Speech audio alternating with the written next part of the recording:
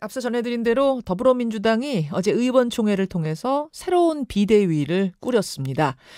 일단 비대위원이 6명 뽑혔는데요. 비대위원장으로는 4선 중진 우상호 의원, 비대위원으로는 초선 의원 이용우, 재선 박재호, 3선 한정혜, 그리고 원외를 대표해서는 김현정 원외협의회장. 저랑 이름이 같으신데 이분은 남자입니다. 여기에 당연직으로 박홍근 원내대표까지 총 6명입니다. 청년과 여성 몫의 비대위원은 추후에 결정할 예정이라는데요. 비대위를 꾸리는 것도 쉬운 일이 아니었지만 이 비대위가 앞으로 풀어야 할 과제는 훨씬 더 어렵습니다. 과연 2달이란 짧은 기간 동안 이 비대위는 혁신을 이뤄낼 수 있을 것인가? 각오와 구상 들어보죠. 민주당 이용우 비대위원 연결이 되어 있습니다. 이용우 의원님 안녕하세요. 예, 안녕하세요. 고양시청 국회의원 이용우입니다. 보통 뭔가 선출된 분들을 연결하면은 제 첫인사가 축하드립니다 이건데 오늘은 상황이 좀 무겁네요.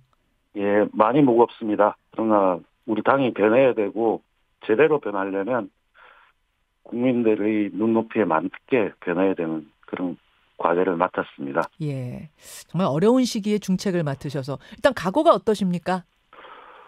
무겁지만 어차피 해야 될 일이라면 변하는 과정은 굉장히 어려운 과정이고 고통이 수반됩니다. 예. 그러나 변하지 않으면 저희가 국민들의 선택을 받을 수 없다는 사실을 지난 3번의 패배에서 명확하게 보여줬다고 생각합니다. 그 일을 하는 데 있어서 당원으로서 해야 된다면 맡아야 된다 이런 생각을 했습니다. 예. 변하지 않으면 안 되는 시점까지 왔다는 것을 알고 변하기 위한 몸부림에 내가 나서겠다 그런 말씀.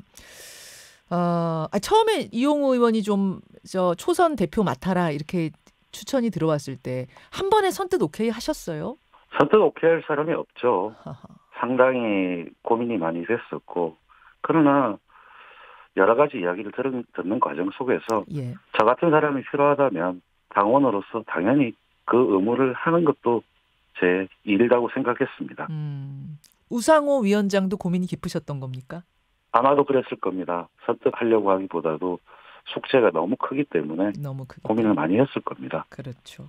처음에는 원외에 있는 이제 원로급 인사들을 모시려고 했던 걸로 아는데 결국은 이렇게 당내 인사들, 당내 위원장 현역이 주축이 됐네요. 그건 왜 그렇습니까? 네. 외부의 원로도 가능하지만 지금 시간이 그렇게 많지 않은 상태 속에서 신속하게 의견을 수렴하기 위해서는 내부가 더 적절하다 이렇게 판단한 걸로 알고 있습니다. 원외에서 누군가를 모셔오려면 더 시간이 오래 걸리니까. 예, 설왕설래를 하다 보면 그 자체로 논란이 되고 논란 자체로서 더 일을 증폭시키고 일을 안 되게 할 가능성이 높기 때문일 겁니다. 그렇군요. 누구가 된다, 안 된다, 누가 오신다고 했다, 안 오신다고 했다, 뭐 이런 이야기 하다가 또 논란이 증폭될 수 있으니까 당내에서. 알겠습니다. 청년과 여성목 비대위원도 이번 주 내에 발표가 되는 건가요? 아마 당무위 승인을 받고 난 다음에 비대위원들이 모여서 회의를 하면서 어떤 사람이 더 적합할지 논의를 할 자리를 만들 예정입니다. 그러면 전 비대위에 박지원 위원장 같은 뭐 그런 전 새로운 청년이 들어옵니까? 그거는 논의를 해봐야 되기 때문에 열려 있다고 봅니다.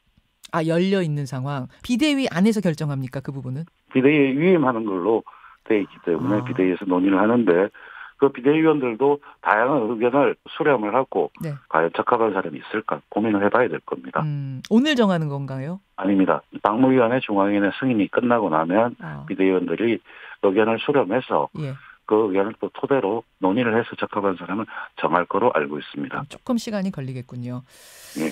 가장 중요한 건 그래서 이 비대위가 어떤 일들을 할 것인가, 어떤 일들을 할 수 있는가 이 부분일 텐데 우선 이번 비대위의 성격 혁신형입니까? 관리형입니까? 그것도 의원총회에서 가장 논란이 많았습니다. 근데 지난번 비대위를 본다면 쇄신과 지방선거를 치르는 게 목표였습니다. 그런데 지방선거에 몰입을 하다가 쇄신이나 성찰, 평가 이런 부분이 흘러가 버렸습니다. 그 상태로 선거를 치렀고 선거의 결과가 나왔습니다. 지금은 만약에 관리형 비대위로 해서 전당대회만 잘 치른다고 한다면 국민들이 눈높이에서 봤을 때 아니 선거에 져놓고 아무 일 없다는 듯이 뭘 한다? 이거 맞지 않다고 봅니다. 당연히 쇄신이 수반돼야 되고 지난 선거 과정, 그러니까 집권 5년과 총선, 대선, 지선 모든 것들을 한번 평가가 같이 수반될 수밖에 없는 그런 비대위라고 생각합니다. 관리형 비대위로 전당대회 준비만 한다 하면 이것을 과연 국민들이 당원들이 받아들일 수 있을 것인가? 결국은 혁신형. 예, 국민들이 볼 때 그냥 쟤들은 선거에서 그렇게 지고도 아무 일 없다는 듯이 그냥 가는 무책임한 애들 아닌가 이런 평가를 하시겠죠. 예, 혁신형, 쇄신형 비대위다. 근데 전당대회까지 2달 남았거든요. 이거 뭐 전당대회 준비만 하기에도 벅찬 시간 아닌가요? 현실적으로 당 혁신 작업하는 게 가능합니까? 저는 가능하다고 봅니다. 왜냐하면 저희 당이 위기에 빠졌고 위기에 빠질수록 이제는 변화해야 된다는 목소리가 나올 수밖에 없고 그걸 결집해야 되는 것이지.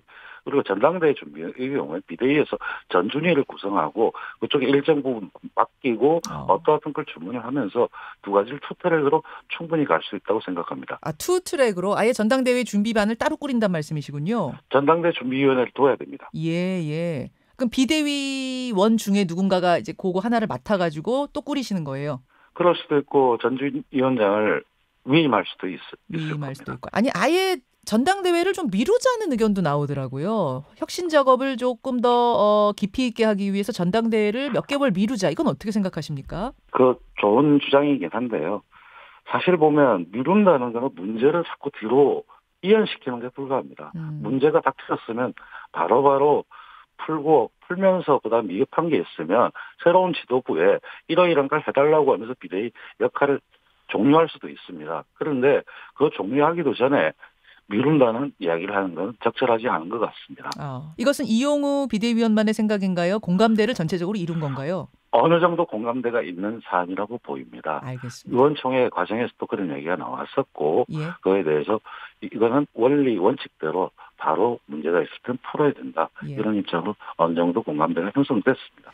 지금 이용우 비대위원께서 말씀하시면서 지난 선거에 대한 평가, 성찰 있어야 쇄신이 가능하다 말씀하셨는데 당 일각에서는 그러니까 지난 6월 1일 지방선거, 보궐선거 공천 과정에 대해서도 좀 조사를 해야 한다는 주장이 있습니다. 그건 어떻게 생각하세요? 물론 따져볼 수는 있을 것입니다. 근데 그거 자체가 누구 개개인이 잘못했다는 것보다도 당의 노선과 선거 전략을 어떻게 짰어야 되고 국민들한테 어떻게 다가갔어야 될 것인가의 차원에서 살펴봐야 되는 거지. 그 문제를 그렇게 협소하게 좁혀버리면 누가 잘못했다, 개개인의 잘못으로 귀결될 가능성이 있기 때문에 그 부분은 상당히 조심스럽게 접근해야 된다고 생각합니다. 이제 그 과정에서 문제 제기가 됐던 게 당의 중진이죠. 홍영표 의원이 하룻밤 사이에 뚝딱 뭐가 공천이 결정됐더라. 이제 그런 사당화 주장을 하셨거든요. 그럼 그런 부분까지 깊이 들여다보는 건 아니란 말씀이세요? 예, 그 정도까지 깊이 봐야 될지는 논의를 좀 해봐야 될 것 같습니다. 예. 근데 이게 자칫 커다란 흐름만을 평가하고 조사하는 게 되다 보면 또 원론적인 수준에서 그치고 넘어가는 건 아닌가 이런 문제 제기가 있을 수도 있어요. 그 부분은 우리 당이 원론적인 수준에서 이야기할 것이 아니고 사실 보면 세상이 참 복잡하기 때문에 중요한 건 디테일이 있습니다. 예. 그 디테일 과정들은 살펴보긴 해야 될 겁니다. 그러면서 그것이 개개인의 한 사람의 문제라기보다도 우리 당의 의사결정 구조나 그리고 국민들한테 국민들의 여론을 수렴하는 구조가 어떻게 됐는지 그걸 살펴보는 것이 우선이라고 생각합니다. 그럼 정리하자면 공천 과정에 대한 조사도 하기는 한다. 하지만 그 조사 과정에서 어디까지 깊이 들어갈지에 대해서는 논의하겠다. 뭐 이 정도로 정리하면 됩니까? 예, 그렇게 보시면 될 겁니다. 예.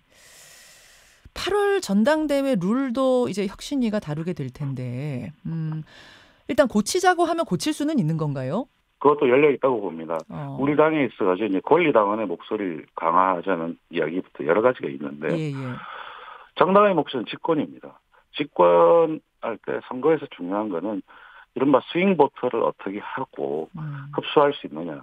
다양성을 포괄할 수 있고 국민 여론을 얼마만큼 수용할 수 있느냐가 가장 중요한 부분이라고 생각합니다. 네. 당이 대의원만, 권리당원만의 당이 돼버리면 협소하게 축소되면서 왜소화될 가능성이 항상 존재합니다. 그 두 가지 간의 밸런스가 맞아져야 될 것이고 우리 당이 선거에 졌던 가장 중요한 이유들 중에 하나가 그런 중도라든지 그런 쪽의 의견을 국민들의 여론을 제대로 반영하지 못한 우리들만의 논의에 빠졌던 것이 문제였다고 생각하기 때문에 그 관점에서 이거는 평가를 해봐야 된다고 생각합니다. 조금 더 구체적으로 대의원제도 없애자. 그리고 일반 당원으로만, 일반 권리당원으로만 채우자. 이런 의견 나오던데 그건 어떻게 보세요? 그거는 좀 무리가 있다고 봅니다. 일반 당원만으로 권리당원만을 한다면 사실 지금 우리 당이 온라인으로 하다 보니까 당비 얼마 내는 걸로 그 당원이 됩니다. 그랬을 때 그 사람들이 당의 활동과 우리 당의 강령, 교육 이러면서 적절한 활동이 필요합니다. 그걸 하고 지역구와 결합돼서 적절한 활동을 하면서 했을 때 국민들의 의견을 반영할 수 있는 거지 잘못하면 일부 권리당원들에 의해서 당이 좌우되는 그런 현상이 발생할 수도 있기 때문에 그 부분은 논의를 충분히 해야 됩니다. 그러니까 대의원 제도는 살려두셔야 된다는 말씀이세요? 대의원 같은 경우에 당 활동을 하면서 물론 지역구 위원장의 영향이 있기도 하지만 여러 사람의 추천과 여러 사람이 오랜 당 활동을 통해서 정치적 감각이 있는 사람들입니다. 그런 부분과 새로 들어온 당원들이 서로 대화를 하면서 조화를 이루어야 되지 하나를 없애고 말고 이런 차원의 문제라고 생각하진 않습니다. 대의원도 대의원의 나름의 의미가 분명히 있다.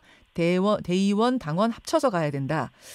일각에서는 그 당원들한테 주는 투표권을 지금은 당원된 지 6개월이 지나야지만 주는데 문턱을 좀 낮추자. 이런 주장도 나오거든요. 어떤 분은 3개월 얘기하시고 어떤 분은 아예 당원 되자마자 투표할 수 있게 해주자 하는데 그건 어떻게 보세요? 그렇게 들어와서 당내 교육이라든지 지역구 활동이라든지 이런 것들을 통해서 직접적으로 활동하는 것이 중요하다고 생각합니다. 여당의 이준석 대표가 최근에 으뜸 당원 이런 이야기하는 것도 보면 그 온라인으로 가입했지만 그 사람들이 당에서 적극적인 활동을 하면서 직접적으로 활동했을 때 좀 더 권한을 줄 수 있다. 이런 것도 보면 온라인 정당에 의해서 한쪽에 흘러가는 것들을 방지하고자 하는 고민들이 묻어 있는 걸로 보입니다. 저희도 그런 차원의 고민은 같이 해봐야 될 주제라고 생각합니다. 여당의 그 으뜸당원제 지금 이제 뭐 논의가 되고 있는 중인 거죠. 여당 혁신위에서. 그 으뜸당원제 같은 것도 염두에 두고 논의해야 한다. 저희 대의원이 그런 의미를 가지고 있는 부분이기 때문에 뭐 그걸 어떻게 효과적으로 당 활동에 반영하느냐, 적극적으로 당무에 영향을 주느냐 이런 부분 논의를 해야 되는 것이죠. 정리하자면 투표권을 뭐 당원 가입하자마자 주자, 혹은 3개월 된 사람한테 주자 이런 것에 대해서는 좀 우려하시는 거네요. 반대하시는 거네요. 좀 우려가 있습니다. 그 알겠습니다. 이거 조정이 되긴 돼요? 그럼 이 룰을 조정을 할 생각은 있으세요? 논의를 해봐야 될 겁니다. 사실 보면 전당대회를 앞두고 룰 자체를 바꾸는 것은 부정적인 시각이 있을 수 있지만 지금 비상한 시기입니다. 그리고 우리 당이 국민들과 괴리돼서 우리들만의 이야기에 빠져들었던 이런 한계를 극복하기 위해서는 충분히 논의해볼 필요가 있다고 생각합니다. 지금 말씀하시는 중에 우리들만의 뭐 이야기에 빠져들었다 지금 그러셨나요? 우리들만의 이야기에 빠져들지는 않았는지를 돌아봐야 한다. 그런 차원에서 지금 국민 경선 50%를 아예 국민 여론조사로 바꿀 수도 있다. 혹은 뭐 50%의 포션을 더 넓힐 수도 있다. 이런 것도 이용우 의원님 머릿속엔 있습니까? 그것도 논의해봐야 된다고 생각합니다. 열려 있습니까?